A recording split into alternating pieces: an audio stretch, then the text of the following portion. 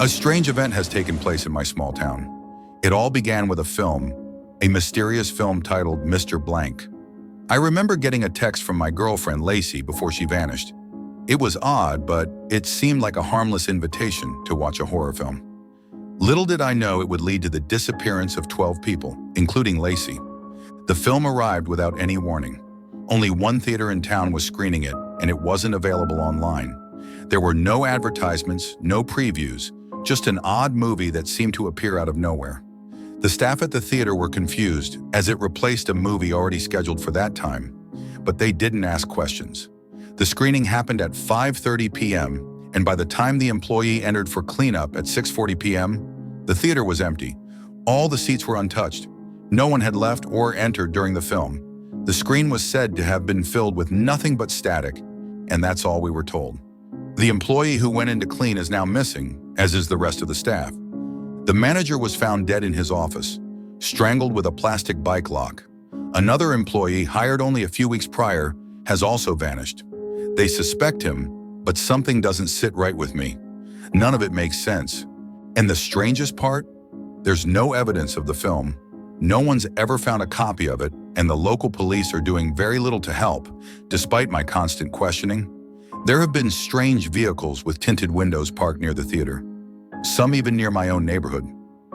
I've tried to get answers, but everything feels like a dead end. The police are uncooperative, and as time goes on, the anxiety builds. Where is Lacey? What happened to the others? How does a film cause people to vanish like that? Is it even a film? I have two leads now. One is a faint hope, a memory from my little brother about a strange man he saw carved into a tree weeks before the film appeared. It's something I dismissed at the time, but now it feels too important to ignore. The second lead is much more concrete. I found someone online who claims to have information about the film. They're 3 hours away and they've agreed to meet me halfway. I'm desperate for answers, even though I know I might not like what I find. I'm not going to stop searching for Lacey, and I'm not going to let this end without understanding what happened. It feels like I've stumbled into something far bigger than I ever imagined.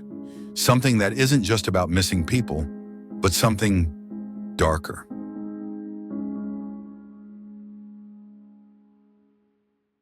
It's funny how sometimes when you least expect it, something, or rather someone, can make you question your routine life. I live in an apartment farm, surrounded by tall buildings, all so close to each other that if the lights are on and the shades are up, you can pretty much see everything. Most nights when I'm up for a glass of water, I notice my neighbor across the way sitting at his kitchen table. He's an older man, balding, with a glass of milk in hand and the occasional cigar.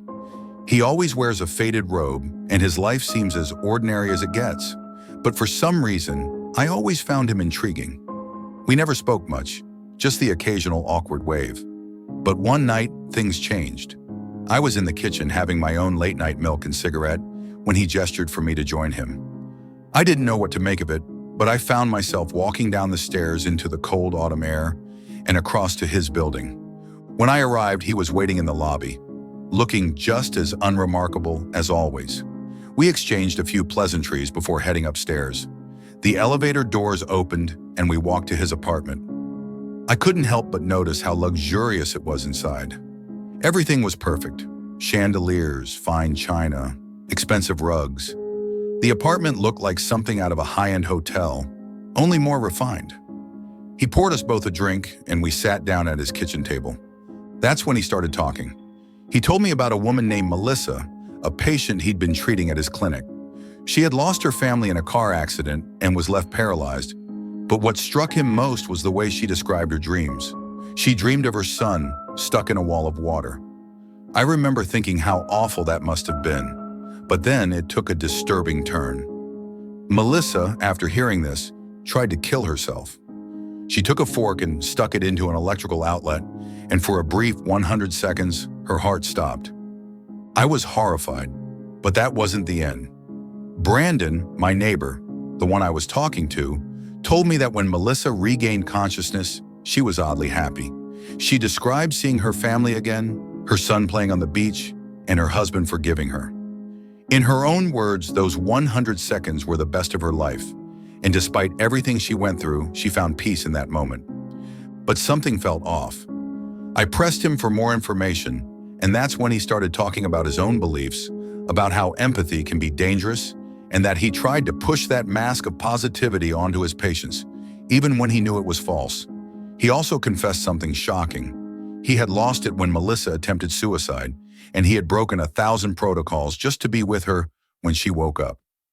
As he continued to speak, I couldn't shake the feeling that something was wrong with Brandon. I felt like he wasn't telling me the whole truth, and I couldn't quite put my finger on it. Maybe it was because he wasn't just a neighbor. He was someone who had seen the dark side of life, someone who had been involved in lives being lost in ways I couldn't even begin to understand. And then, in the quiet of his apartment, Brandon made a decision. Without saying much more, he suddenly plugged his hand into an electrical outlet. Just like Melissa, he decided to experience what she had gone through. He wanted to feel what it was like to be on the other side. His heart stopped and he was gone, just like that. I couldn't help but watch, shocked and horrified. The man I'd come to know, someone I'd shared a drink with, was gone in an instant. I didn't know what to feel. I wasn't even sure how to process what had just happened. That night I left his apartment, still shaken by what I had witnessed. It was the strangest experience of my life, something I could never have imagined in a million years. A man in search of something deeper had ended his life in the pursuit of peace, only to leave me with more questions than answers. Now I can't stop thinking about him, about Melissa, about what it means to truly find peace, and what happens when someone goes too far in search of it. The ad seemed harmless at first, $5,000 to participate in a medical study and unlock dormant memories from past lives. At the time, I wasn't sure what to expect, but the promise of easy money was too tempting to pass up. I didn't think much of it, and soon found myself sitting in a dentist's chair in a dimly lit room, strapped in and waiting for the session to begin. The doctor seemed calm, professional. "Now, Jack, it's important to keep your eyes closed once the session starts," he said, his voice carrying a strange weight.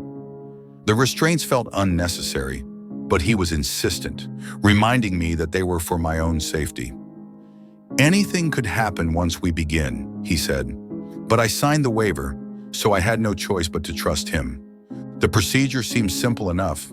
The doctor explained that I would be experiencing a series of small electric shocks designed to stimulate different parts of my brain, unlocking memories I didn't even know I had. But as the cables descended from above, entering my nostrils to reach my brain, my anxiety shot through the roof. "Wait!" I shouted as the cables touched my skin. "What's the safe word if something goes wrong?" The doctor's response was chilling. "No safe words, Jack. You signed the paperwork. The test cannot be stopped."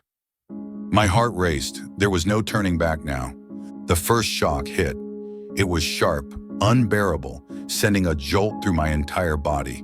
The second shock came without warning, and the pain was worse. Each shock felt like my brain was being ripped apart. I begged the doctor to stop, but he didn't listen. He only got more excited. "Your brain activity is spiking. This is it, Jack. We've unlocked something." My mind was reeling, but the doctor seemed thrilled with my suffering. He pushed forward, shocking me again and again, as my pain became unbearable. 12 shocks later, he finally stopped. But it wasn't out of concern for me. It was because the readings showed that my brain was reaching a new level of activity. I was about to access something deeper. And then it happened. A wave of energy surged through my body, powerful yet strangely soothing. It felt like I was floating. The pain from the shocks was replaced by something almost peaceful, like I was slipping into another world. "Doctor," I whispered, but my voice barely escaped my lips. The blackness was closing in, and I felt myself drifting away. "Jack, can you hear me?" the doctor asked, his voice distant but clear. Slowly, I opened my eyes. What I saw shocked me. I was standing in a narrow hallway with doors lining both sides. I turned around and saw my body still strapped to the chair, lying motionless.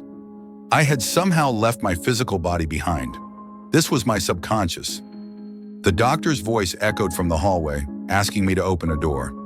Each door, he explained, represented a past life. I had to unlock the doors to access these memories. I opened the first door and found myself in a cabin from the 19th century, sitting by a fireplace with an older man reading a book. I asked the doctor if this man was me, but the doctor didn't respond. Instead, a voice behind me spoke. "He can't hear you." The old man turned to face me. He was eerily calm, and his eyes held a knowledge that I didn't understand.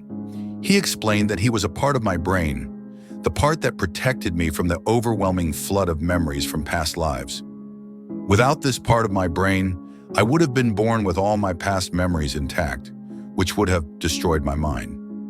He warned me to stop, telling me that unlocking too many memories would disrupt the balance of evolution. I didn't understand at first, but then it clicked.